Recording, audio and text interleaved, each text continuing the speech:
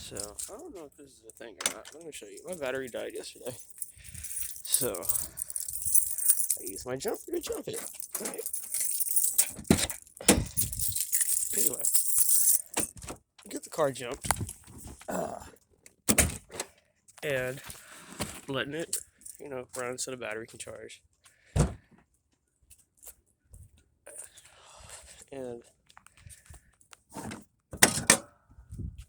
hold on, give me a second. Anyway, so I turned it on so the battery can charge. Hope so. It's a new battery. Died yesterday. And wanted to, do a thing, and I noticed it start leaking from here. So I'm like, maybe this hose isn't tight enough, but it wasn't leaking before. Mind you, I just got new heads, water pump, all the top end gaskets, fuel injector gaskets, dude. Valve cover gaskets, all that shit.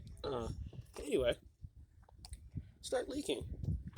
I mean, you can't really see the puddle, it dried up. That was last night, but I don't know if this is a fucking thing. But my fucking head gasket is blown fucking again.